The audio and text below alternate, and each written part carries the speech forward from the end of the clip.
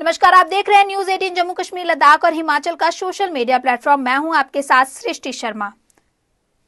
साल 2014 जब प्रचंड बहुमत के साथ नरेंद्र मोदी ने देश की पहली बार कमान संभाली, तब से लेकर आज तक देश के हित में कई बड़े और ऐतिहासिक फैसले लिए गए और इन तमाम फैसलों को अमली जामा पहनाने में मुख्य भूमिका निभाई गृह मंत्री अमित शाह ने। विपक्ष के हर सवाल का जवाब दिया और लोगों में फैलाए गए भ्रम को दूर भी किया। अब वक्फ संशोधन बिल जब लोकसभा में पास हुआ, तब भी अमित शाह संसद में फ्रंट फुट पर दिखे।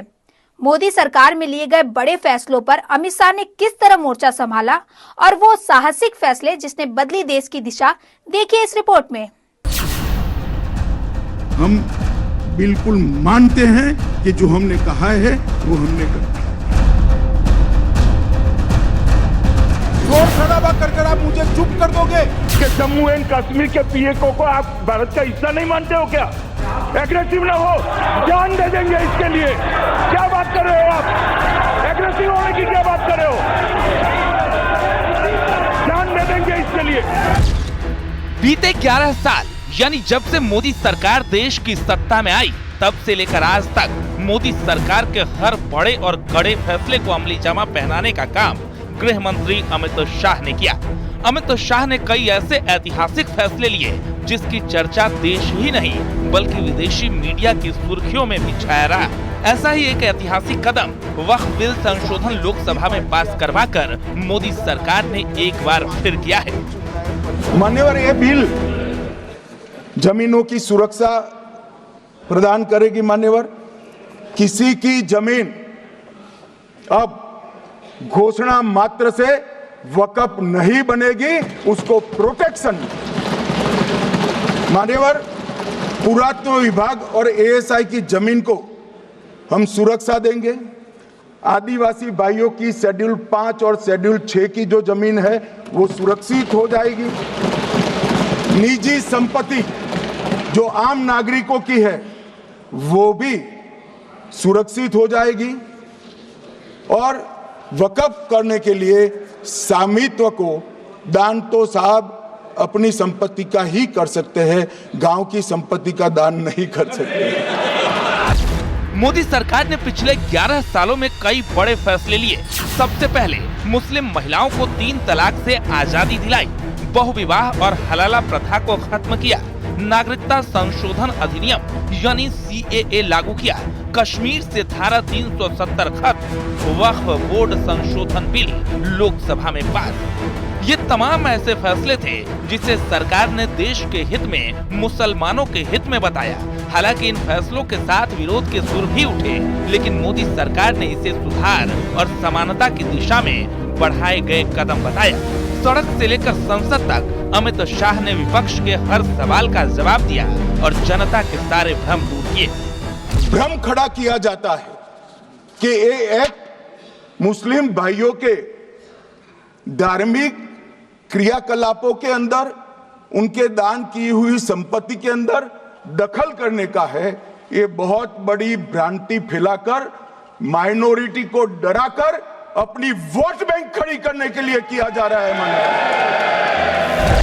मोदी सरकार ने जो भी अहम फैसले लिए, चाहे वो कश्मीर का मसला हो या फिर 3 तलाक, हलाला जैसी कुप्रथाएं, CAA हो या फिर वक्फ संशोधन बिल, विपक्ष ने इसका विरोध किया। कई मुस्लिम संस्थाओं ने विरोध किया, लेकिन आम मुस्लिम, खासकर जिसे सीधा लाभ हुआ, खासकर मुस्लिम महिलाएं और पसमानदा समाज ने इसे मोदी सरकार का ऐतिहासिक फैसला बताया। जम्मू कश्मीर जैसे जहां पत्थरबाजी होती थी, धारा 370 हटाकर एक झटके में देश को एक ऐसा समाज देने का प्रयास ये सरकार कर रही है। उसमें मुस्लिम समाज को जिस तरीके से गुमराह किया जा रहा है, ये वक्फ बोर्ड पे ये निश्चित तौर पे अभी इसमें राजनीति और होगी। अब सबसे पहले मोदी सरकार ने 3 तलाक को खत्म कर मुस्लिम महिलाओं को इस कुप्रथा से मुक्ति दिलाई। इसके तहत होने वाले बहुविवाह और हलाला पर रोक लगाकर कड़ी सजा का प्रावधान भी किया, जिसका लाभ मुस्लिम महिलाओं को मिला। इस दौरान भी विरोध के सुर उठे। उस वक्त भी शाह ने विरोधियों को करारा जवाब दिया। मंदिर बनाने की बात आई तो इस देश के अंदर खून की नदियां बह जाएगी, मुसलमान रोड पर आ जाएगा, मुसलमानों का ये हो जाएगा, वो जहाँ ट्रिपल तलाक, फिर से डर, सीए आया कि मुसलमानों की नागरिकता चली जाएगी। जिन जिन ने भाषण किया है, एक मुसलमान की नागरिकता गई है तो बता दो। मुसलमान भी जानता है। और मैं तो आपके माध्यम से देश के मुसलमानों को अपील करना चाहता हूं, मान्यवर, मैंने बहुत झेला है। ये कहते थे कि सीए कानून मुसलमानों की नागरिकता लेने 2 साल हो गए, एक भी मुसलमान की नागरिकता गई है तो सदन के पटल पर रखें। कितना झूठ फैलाया इन्होंने। कश्मीर से धारा 370 हटाने को लेकर भी जबरदस्त विरोध हुआ। यहाँ तक कि हाल ही में हुए कश्मीर चुनाव के दौरान इसे खत्म करने की बात भी विरोधी दलों ने की। लेकिन धारा 370 हटने के बाद कश्मीर में विकास को नई दिशा मिली और कश्मीर के मुसलमानों को इसका सीधा लाभ हो रहा है। उस वक्त भी अमित शाह ने कहा था कि कश्मीर के लिए अगर जान देनी पड़े तो उसके लिए भी वो तैयार हैं। मान्यवर, धारा 370 हटाई, ये कह रहे थे मुसलमानों का ये हो जाएगा, वो हो जाएगा। फिर से उमर अब्दुल्ला जीत कर आज शासन करें। आतंकवाद समाप्त हो गया, विकास शुरू हो गया, पर्यटन बढ़ गया। मान्यवर, एक कांग्रेस पार्टी और उसके साथियों ने मुसलमान भाइयों को डरा डरा कर अपनी वोट बैंक खड़ी करने का काम किया। हम नहीं डरा रहे मुसलमानों को, आप डरा रहे हो भाई। आप कह रहे हो ये हो जाएगा। मैं कहता हूं इस देश के नागरिक को किसी भी धर्म का हो कोई आंच नहीं आएगी। मान्यवर, ये नरेंद्र मोदी सरकार का सही। बात अगर सीएए की करें तो नागरिकता संशोधन अधिनियम से भारत के मुसलमान सीधे प्रभावित नहीं होते थे, लेकिन इसका भी व्यापक विरोध किया गया।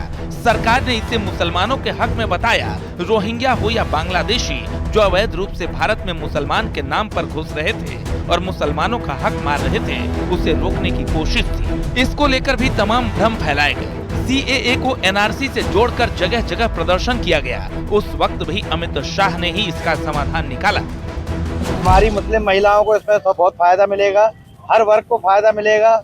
और जो कि लोग कब्जा कर रहे हैं वक्फ बोर्ड की जमीनों पे, वो सब जमीनें छुड़ाई जाएंगी। ये वक्फ तरमीमी बिल में जो कुछ गवर्नमेंट वक्फ के हित में और गरीबों के हित में लाई है, हम उसका समर्थन करते हैं। अब वक्फ संशोधन बिल का विरोध भी देखने को मिल रहा है। मुस्लिम नेता इसे वक्फ की संपत्ति हड़पने की साजिश बता रहे हैं तो विपक्ष इसे संविधान पर हमला। लेकिन सरकार का मकसद साफ है कि इस बिल में सुधार से मुस्लिम समुदाय की वक्फ की संपत्ति सुरक्षित रहेगी। बंदर बांट करने वालों पर शिकंजा कसेगा। मोदी सरकार ही ऐसी सरकार है जिसमें मुस्लिमों को उनके अधिकार मालूम चले हैं, जिसमें 3 तलाक जैसा मुद्दा भी हुआ है, जिसमें सीए, एनआरसी और आज वक्फ संशोधन बिल, जिसमें मुस्लिमों को पता चलेगा, आम जनता को पता चलेगा कि उनके लिए कितनी बड़ी संपत्ति और कितना लाभ उनको उस संपत्ति से मिल सकता है। मोदी सरकार का आभार व्यक्त किया है कि मुसलमानों के विकास के लिए वो गंभीर सोच रख रहे हैं। पूर्व में उन्होंने 3 तलाक बिल पास करके मुस्लिम महिलाओं को सम्मान की लड़ाई दिलाई और अब संशोधन बिल पास होने के बाद जो गरीब मुसलमान उनके भी विकास का कोई रास्ता खुलेगा। धारा 370, 3 तलाक, हलाला, सीएए, वक्फ बिल तो पास हो चुका है। इसके आगे मोदी सरकार यूसीसी पर भी विचार कर रही है। मोदी सरकार इसे एक देश एक कानून के तौर पर लागू करने की तैयारी में है। उत्तराखंड में इसे लागू कर दिया गया है। कई राज्य भी इसे अमल में लाने की कोशिश में है। अगर ऐसा होता है तो वो भी एक ऐतिहासिक फैसला होगा। Bureau report, news 18। कश्मीर भी हमारा है, नॉर्थ ईस्ट भी है। राम का चरित्र और राम ये देश के जनमानस का प्राण है। जान दे देंगे इसके लिए।